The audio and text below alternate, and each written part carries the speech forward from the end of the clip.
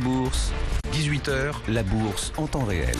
Grégory Volokin en duplex avec nous depuis New York, le président de Mescart Financial Services. Grégory, la poursuite du rebond, évidemment, c'est quand même l'intérêt du moment là pour les investisseurs, alors qu'on s'est fait peur en fin d'année dernière, un mois de décembre noir sur les marchés.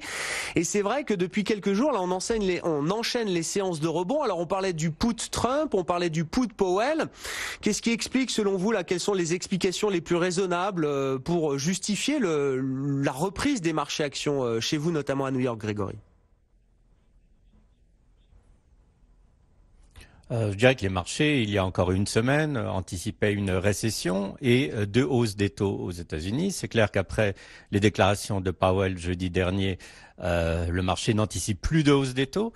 Et puisqu'une des craintes avait été que cette hausse des taux ou bien provoque ou se fasse pendant une récession, on a toujours maintenant l'impression vraiment que la route est libre pour que les marchés continuent à progresser. Donc évidemment, il y a beaucoup de psychologie là-dedans et beaucoup de signaux envoyés par Donald Trump comme quoi les négociations commerciales avec la Chine sont en train d'avancer à grands pas. Évidemment que c'est fort possible que ces négociations avancent, mais on ne peut pas vraiment s'attendre à une résolution ou un accord à très court terme, parce que c'est un dossier extrêmement compliqué. Et je dirais, je pense que c'est aussi important aujourd'hui, Trump va s'adresser ce soir à la nation. Et comme Trump n'aime pas perdre, je pense que Trump va trouver une porte de sortie pour ce fameux shutdown du gouvernement. Bon, oui, alors il s'adresse à la nation, à la télévision ce soir. Porte de sortie qui passerait par quoi, Grégory? On a une idée de comment est-ce que Trump pourrait proposer un compromis acceptable pour les démocrates de la Chambre? Alors, je ne pense pas qu'il va proposer un compromis. En fait, il va dire que les États-Unis sont dans un état d'urgence nationale à cause du risque que le pays est en train de subir avec une invasion d'étrangers qui passent la frontière mexicaine. Enfin, tout ça, c'est de la propagande. Mais il va dire, OK, puisque c'est un état d'urgence nationale, j'ai le droit, comme président, d'utiliser des pouvoirs exceptionnels. Et quels sont ces pouvoirs exceptionnels, qui d'ailleurs ont été très peu testés par la Constitution? C'est tout simplement que le président a le droit d'autoriser le département de la Défense de construire ce mur en utilisant des budgets qui ont déjà été votés. Donc tout simplement faire passer une dépense militaire peut-être pour d'autres programmes sur un budget de construction du mur. Alors qu'est-ce que ça veut dire? Ça veut dire qu'en fait, il n'y aura plus besoin de lier, dans les yeux de Trump et des démocrates, le vote du budget pour que le gouvernement rouvre.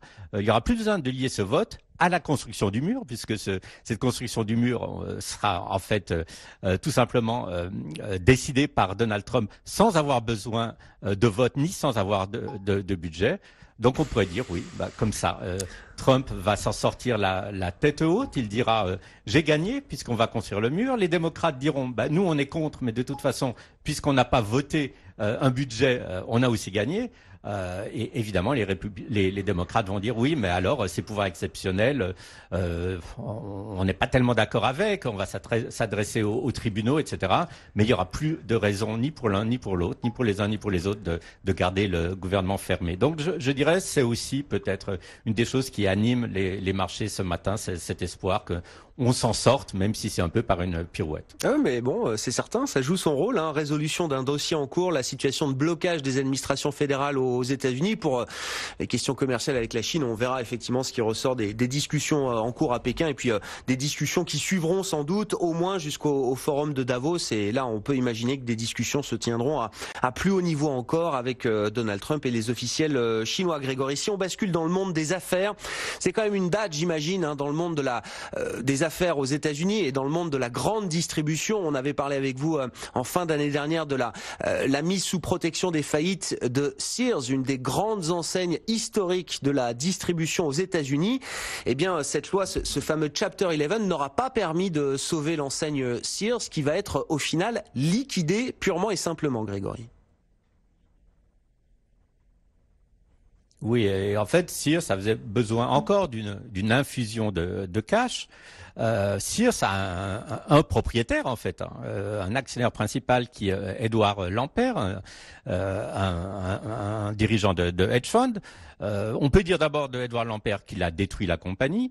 On peut dire que non seulement il a détruit Sears, mais il a aussi détruit Kmart, ce qui est quand même pas mal de détruire deux grandes enseignes de la distribution. Pourquoi il les a détruites? Depuis qu'il les a en fait pris ou administrés, ou qu'il a investi dedans, il a levé énormément de dettes. Il a plus du tout dépensé d'argent pour améliorer les magasins, pour améliorer je dirais leur impact, que ça soit au niveau de la publicité, que ça soit au niveau des produits. Donc tout simplement, ces deux enseignes, Sears et Kmart, on les voyait sous nos yeux dépérir. Alors tout ça pour dire que c'est assez dramatique quand même, parce que on parle de plus de 400 magasins qui vont fermer. En principe, on parle de 60 000 emplois, des gens qui travaillent dans ces magasins qui vont perdre leur emploi. Tout ça à cause de l'incapacité d'un financier de savoir gérer des grandes marques dans la distribution. Comme quoi, c'est pas si simple. C'est pas parce qu'on a un hedge fund qu'on est le maître du monde. C'est une bonne leçon. Et surtout, il faut se souvenir que Edward Lampert, il y a 10 ans, vous savez comment on le nommait? On le nommait le nouveau Warren Buffett. Il s'est bien avéré que Lampert, c'est pas le nouvel Warren Buffett. Oui, et c'est pas en 10 ans qu'on devient Warren Buffett, visiblement. Enfin voilà, il a une carrière tellement longue, Warren Buffett, qu'il faut un peu plus de 10 ans pour pouvoir se comparer à Warren Buffett sur les marchés. Grégory, je voyais dans les nouvelles du jour aussi, alors si ça vous intéresse, le fonds d'investissement du japonais SoftBank, un des fonds d'investissement du japonais SoftBank, qui est déjà très largement investi au capital de la licorne américaine WeWork, donc les espaces de travail partagés, remet un petit peu au pot, mais remet beaucoup moins que ce qui était prévu. Grégory, qu'est-ce qui se cache derrière cette nouvelle?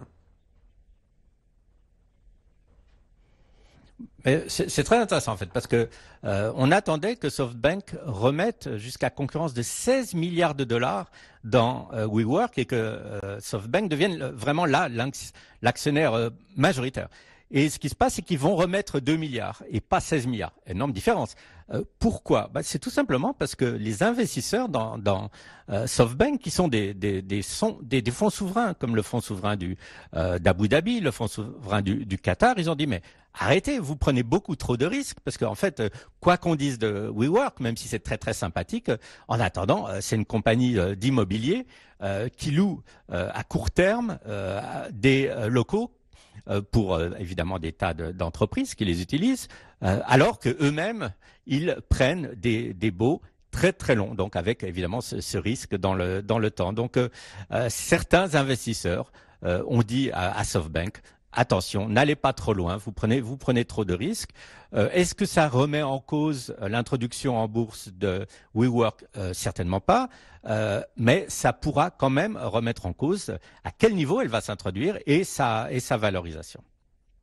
Bon, on va surveiller effectivement un WeWork pour l'instant valorisé 47 milliards de dollars après ce nouveau tour de table, même si SoftBank rajoute un peu moins de capital, enfin nettement moins de capital que ce qui était prévu initialement. Grégory, dans les petites infos du jour, alors je sais pas si elles appellent des commentaires de votre part, pourquoi pas, on apprend que Larry Ellison, le PDG fondateur d'Oracle, désormais administrateur de Tesla, enfin présenté comme administrateur indépendant de Tesla, est en fait le deuxième actionnaire individuel de la société, derrière son ami de longue date et fondateur Elon Musk. Il détient pour 1 milliard de dollars d'actions Tesla, soit 1,75% du capital. Bon, est-ce qu'il faut remettre en cause le statut d'administrateur indépendant de Larry Ellison pour autant, ou est-ce qu'au contraire il faut y voir finalement un alignement de ses intérêts avec ceux de l'entreprise là? Oui, là je dirais c'est pas forcément tellement malsain de voir un administrateur qui fasse confiance à une compagnie et qui mette son propre argent. Je dirais au contraire, ça va lui donner peut-être une bonne raison d'être très sérieux dans son rôle d'administrateur. Maintenant, pour Larry Ellison, c'est peut-être une question aussi assez personnelle. C'est certain que Oracle, qui a été une compagnie absolument fantastique et pionnière et qui a inventé énormément de choses, maintenant Oracle, c'est un peu le passé, si on peut dire, sans être trop irrévérencieux. Et pour Ellison, Tesla c'est peut-être un relais vers l'avenir. Alors, c'est quand même Larry Ellison, une des plus grosses fortunes au monde. Il a des yachts qui valent des centaines de millions de dollars, même $1 milliard. Si ça semble beaucoup, ce n'est qu'une petite part de sa fortune. Donc je dirais oui, c'est un synonyme peut-être de confiance dans Tesla, mais c'est aussi un synonyme pour Larry Ellison qu'il essaye d'influencer une compagnie qui sera pour lui une voie vers l'avenir, alors que toute sa carrière maintenant est quand même un peu derrière lui. Bon, et puis pour finir, je sais pas, c'est Sabrina qui m'alertait sur cette info tout à l'heure, qui était à laquelle j'étais un peu passé à côté. C'est Barbie qui arrive au cinéma, Grégory, accord entre Mattel et Warner visiblement pour produire un film Barbie. Et c'est l'actrice Margot Robbie, m'apprenait encore une fois tout à l'heure Sabrina, qui incarnera Barbie. Non, je dis ça parce que le titre Mattel prend quand même 4,5-5%. Oui, Barbie au cinéma, c'est forcément bon pour les affaires de Mattel. Ça paye encore Barbie aujourd'hui, Grégory? Écoutez, c'est un gros pari parce que Barbie, ça se vend de moins en moins dans les magasins. Donc là, je pense la grande question, c'est de savoir qui va être Ken dans le movie et dans le film. Alors, est-ce que ça va être Donald Trump ou Kevin Spacey? Je ne sais pas. Non, pour parler sérieusement, c'est pas une mauvaise nouvelle pour Mattel. Ça va peut-être donner un tout petit peu une seconde vie à Barbie, mais c'est clair que les jeunes et les jeunes filles dans ce cas-là sont beaucoup plus maintenant sur leur tablette vidéo et sur leur iPhone que en train de jouer à la poupée. Donc c'est peut-être un peu un combat d'arrière-garde. Par contre, je suis certain que je vais me précipiter pour voir ce film. On sera deux, Grégory.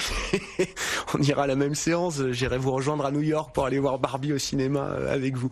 Et Sabrina, bien sûr, on invitera Sabrina. Mattel qui prend plus de 4% sur l'idée de ce film Barbie au cinéma, incarné Barbie par l'actrice Margot Robbie. Voilà, de mémoire. Merci Grégory. Grégory Volokin en duplex avec nous tous les jours depuis New York, des marchés américains qui poursuivent le rebond entamé il y a quelques jours à peine. On avait marqué un point bas juste après